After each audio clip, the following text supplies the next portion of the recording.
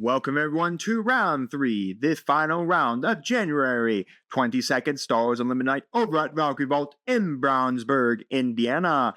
If you guys are looking for a place to play some Star Wars Unlimited, check out Valkyrie Vault in Brownsburg, Indiana. Thursday night, 6 p.m., $5 entry. And for our final game, we got a couple more fun decks for you all and a couple more showcase leaders. Man, do I love it when I can show some showcase leaders off. They're always just so much fun, especially that Mon Mothma showcase leader. I really do like that art of her. But in this match, we have Mon Mothma Red versus Maul LOF Force Blue. So anyways, let's start off with Maul LOF Force Blue. So Maul states on his front side, action, use the Force, deal 1 damage to a unit and 1 damage to a different unit. So basically, paying 2 units 1 damage each. On his backside, he flips for 6, on attack, deal 1 damage to a unit and 1 damage to a different unit. So again, ping 2 units for 1. And of course, since we are in Force Blue and a villainy, we just have all the good control stuff in the Force sector and all of that. So basically, it's just a control aggro strategy, folks. That's all Maul is. It's good to see people on this Maul. It's a pretty fun one. It did actually have a few smattering of tops in PQ season. Smattering of tops. I think it's in PQs and some couple minor tournaments throughout the LOF meta. Didn't make a big splash, but was a pretty cool leader overall. And then Mon Mothma, our new leader from Secrets of Power, that is basically the Hera leader from Spark of Rebellion. That you ignore all aspect penalties on non-villainy official units. So basically, you can play all the officials you want, ignoring their aspect penalty as long as they're not villainy officials. She flips on 5 is a 4-7, I believe, or a 3-7. I can't remember her backside stats. On her backside, again, she states the exact same thing. You ignore the aspect penalties on all non-officials you play. So all your non-villainy officials you play can have their aspect penalties ignored. And then she gives a +1 defense to all officials while she's on her backside. So the gimmick of Mon Mothma is officials. You're just official spam. That's all you do. It's interesting to see they're in red. I've seen a lot of people mostly push to just doing like a double green strategy, so using a green base or anything like that. Again, there's not really a penalty for running any rule colored base other than what you want your secondary color cards to be. Red gives you, open fire, pillage, daring raid. It gives you also the other heroic cards in red like Cassian Andor that can smuggle itself out, anything like that, because Mon Mothma already ignores aspect penalties on officials, any official that is outside of green, white, and red can just be played for free, can just be played for its natural cost of 3, 2, 5, or anything like that. Even your double colored officials, kind of like Chancellor Palpatine, legendary from Twilight of the Republic, or Mos Mata from Twilight of the Republic. The Mos Mata that when you play a unit, you can rest it to look at top 3 cards of your deck, and add a card to your hand. It can all be played on their base costs because Mon Mothma ignores their aspect penalty. I really do like when we get these interesting cards that allow you to ignore aspect penalties on it.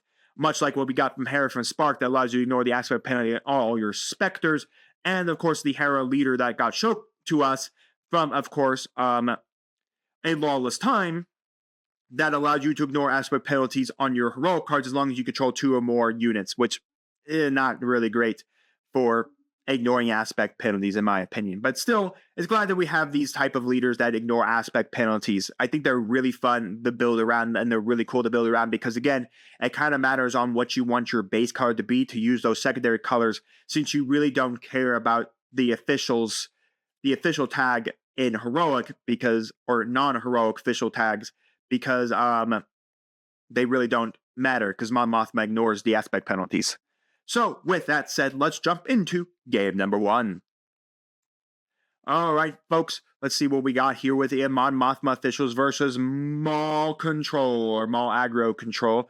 It's going to kind of matter on what the Maul player is doing, more aggro, more control strategy, more like that. Anyways, Maul is going to start off with, of course, the Acolyte here, and then we're going to go for a what's that guy? Man, that was a Twilight of the Republic card that when played, you draw 1 card. When defeated, your opponent you discard one card from your hand. I know it's a delegate, and I forget the actual physical name of it, but again, it has the official tag, so Mothma ignores it, even though it's technically yellow. And technically, if you played it out of aspect, you'd have to you'd be having to pay a penalty here. So anyways, we're going to have the Acolyte swing into the delegate, dealing 2 damage back to each other, and then we claim the force. Again, the Acolyte creates the force on attack, as well as the force base creates the force on the attack as well. The Acolyte only deals back 1 damage. We're going to go for the one guy from this set that when your opponent, I believe, draws 1 or more cards for the phase, reveal double red, and I believe you create spy tokens. We're going to go for a 𝐒𝐻 onto the battlefield as well. Again, because Maul is a force-based strategy, we're going to see a lot of those force cards like 𝐒𝐻, like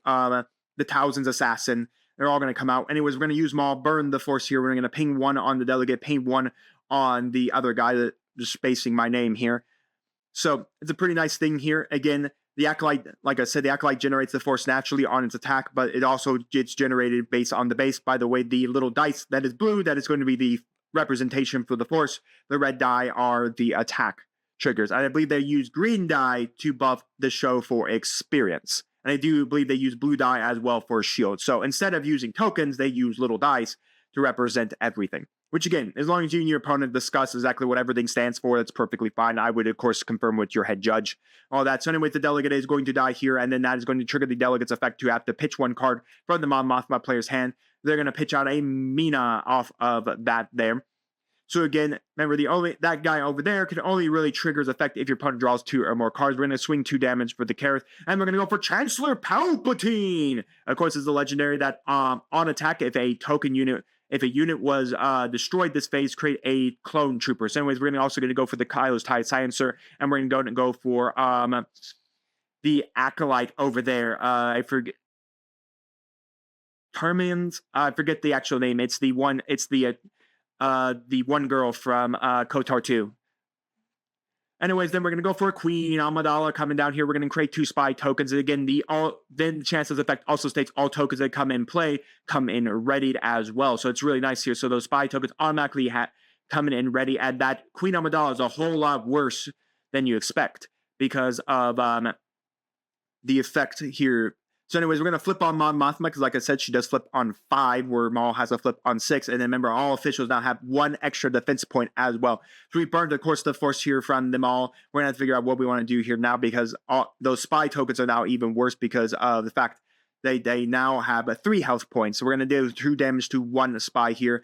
And then we're going to figure out what we want to do. So we're going to have a spy potentially swing either at a unit or at a base. The force actually should have come back to, of course, the Maul player side of the board because they did swing with the 𝐒𝐻. The 𝐒𝐻 does. Okay, so they do have the force here. We're going to swing 2 damage onto another setting another spy here again. Then we're going to swing in the Chancellor Palpatine, and then on attack because the unit was destroyed. We do create a clone trooper here. So basically that comes in ready to.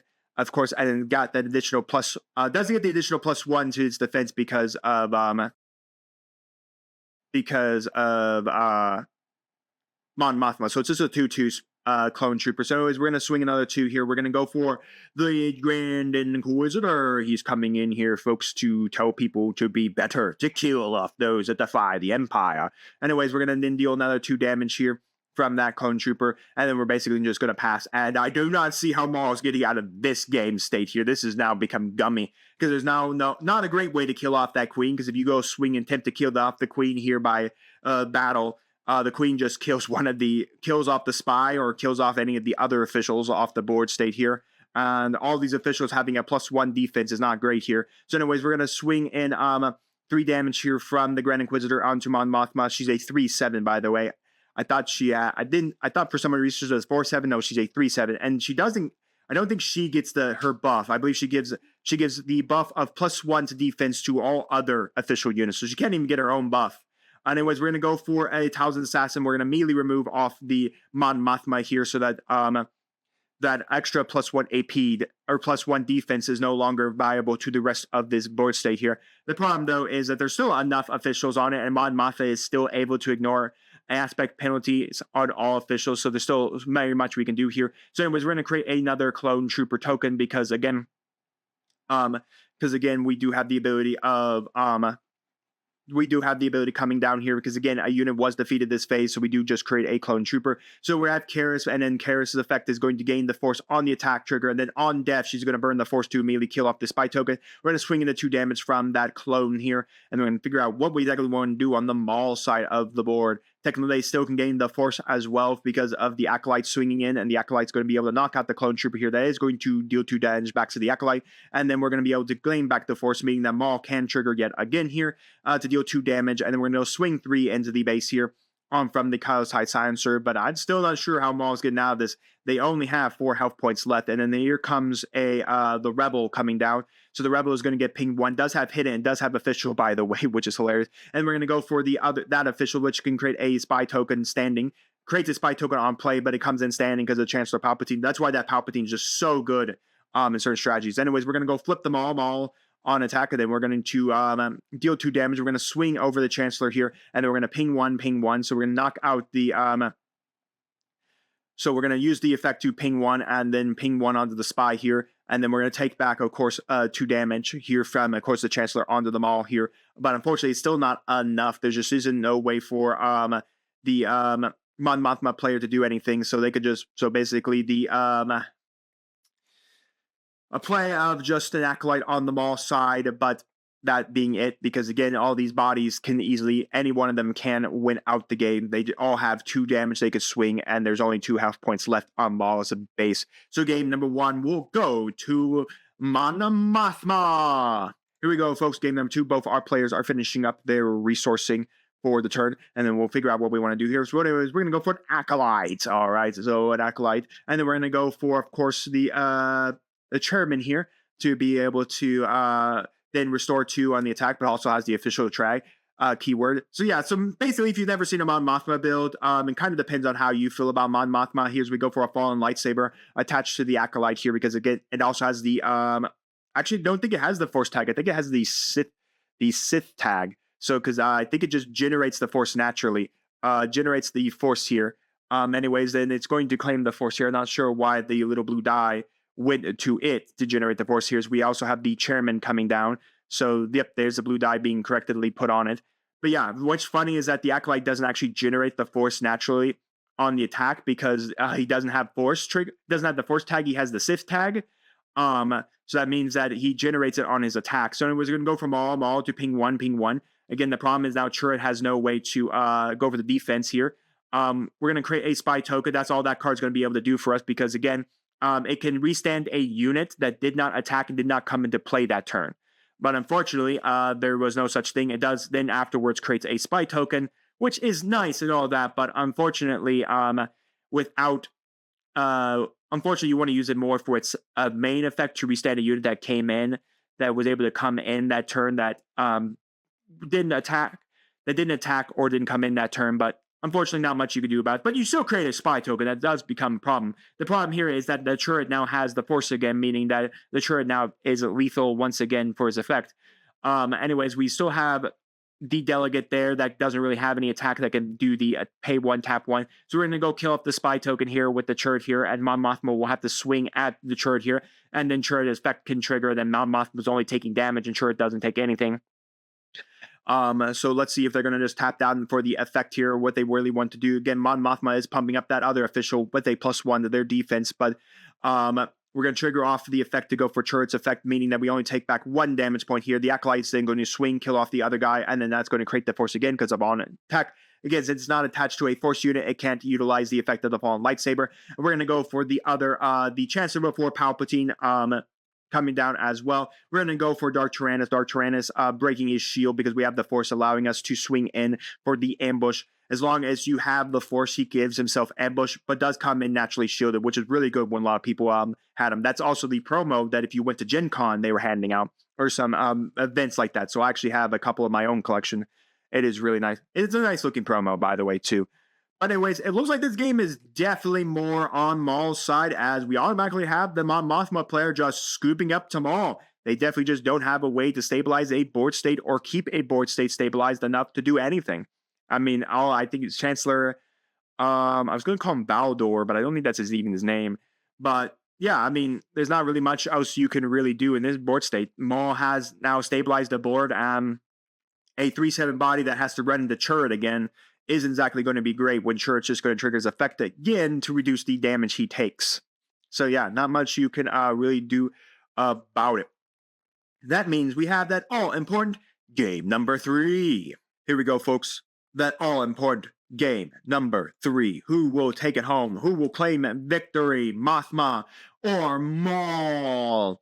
We'll have to kind of see who it... Well, Mothma should have the initiative here. They're going to start off with Amina, and then we're going to go for a Karis on the Maul side of the board state. Not a bad card to play there. Kind of one of the not so good looking prestige arts.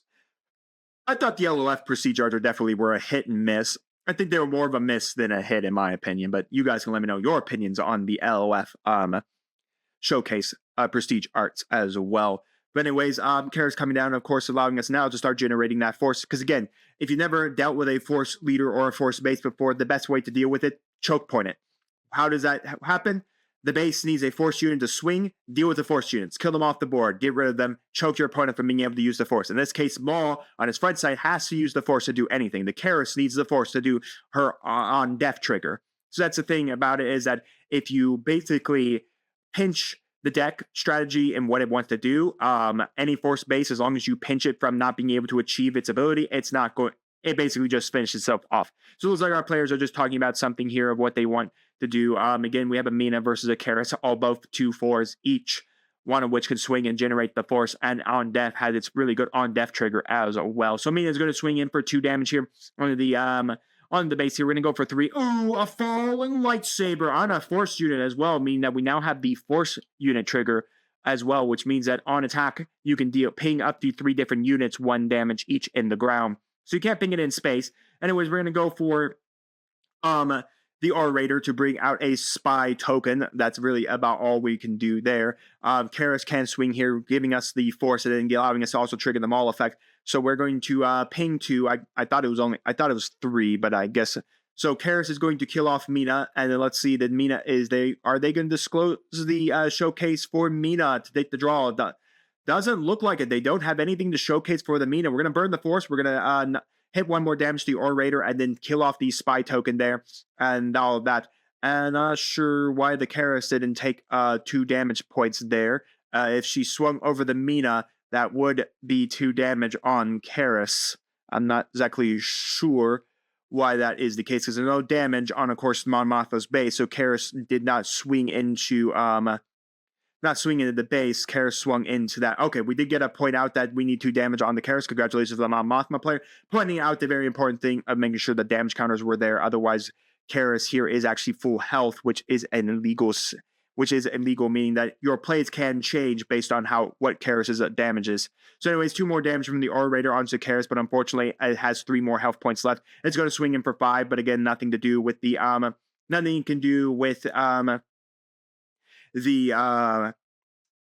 lightsaber here, because nothing like that. And we're going to go for a Thousands Assassin. We're not going to trigger the Thousands Assassin effect because there's no point to doing it, because it's a win played skill. So maybe it would have been maybe a little better to wait next turn to deal with the Chancellor with the on skill, the win played skill over that. But I guess you also have the Maul trigger as well, and that's the thing. You do have the Maul trigger you can do stuff with as well. So we'll have to kind of figure out here what we want to do here, because Maul has stabilized, but now with the Chancellor out, we do have the ability to drop the Queen Amidala and immediately make 2 readied spy tokens immediately coming down on the board here. But the big problem is, well, I guess Karis technically could kill the Chancellor, and then then trigger the Force ability to immediately then deal with that. So Karis doesn't die here. And, Karis doesn't die here because she actually had... So I think, honestly, just to have protected the Chancellor a little bit more, I would have probably dropped Mon Mothma onto the board, because giving an additional +1 to the health point. So we're going to deal 4 damage to Mon Mothma here with that. Again, no trigger really burning from the Force here. We could burn the Maul here to do it, but again, that does mean the turret doesn't have anything. Does mean the turret can't utilize his effect here.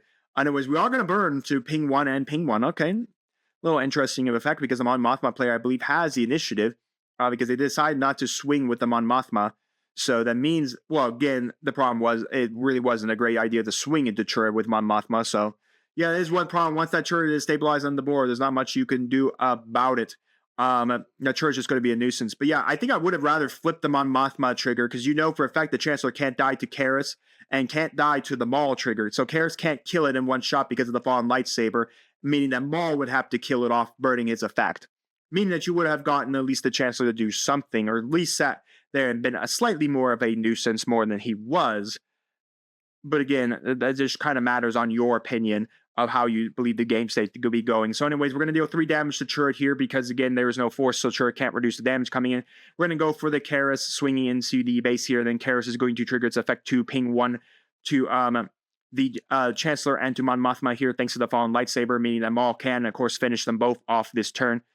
Well, won't be able to finish off both of them. We'll be able to finish off Mon Mothma. So we're just going to swing. We're going to burn the force here. Turret's going to take 1 damage point. Turret's going to swing in, gain back the force again.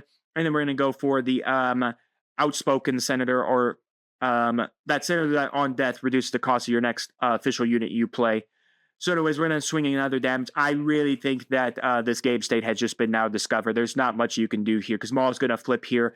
You could have triggered Maul's effect to burn the force to allow to do the 2 ping, and then you could have done then on the attack trigger again to get the 2 ping as well. So anyways, Maul's going to pay for 3. He's going to put down a fallen lightsaber. Hey, he's got a dual sided lightsaber now. And I think this game state is well and over because Maul is just going to be able to clean up the board state here very fast, very quick, and there's not much the Mon Mothma player can do.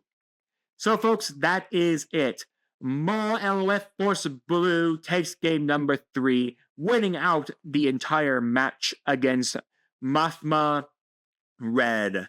Mon Mothma almost had it. Game 1, they showed just the power of what these officials can do. If you can get your board set up with officials, it's real hard for you to see anything. And yeah, it's a really fun leader. I have yet to try it out. I'm probably not going to get around trying it out before we rotate officially out of this meta, but still, it's a very fun leader. I wish I had done a video on it. I wish I had actually tried it out on my own locals. I think it's a really, really fun leader for what it can do.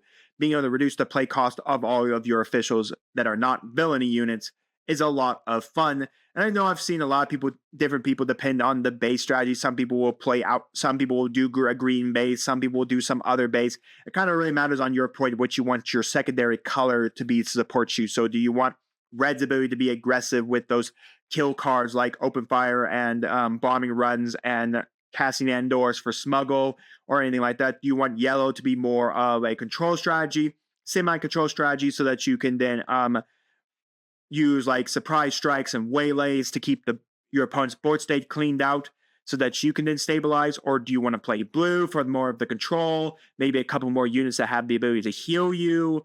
And then green, like I said, it would be more like heavy ramp, so you'd gain more ramp. Then you get like command in the game as well. So it kind of really matters on your play style, how you really want to build Mothma. I don't think there's really one definitive way to build Mon Mothma. It always kind of matters on your play style and how you really want to play, because again, they ignore the aspect penalty on all officials, even if they are double colored officials, just means that no matter what color they're in, no matter if they're double colored, as long as they have the official tag and aren't villainy, you can play them for their normal straight cost.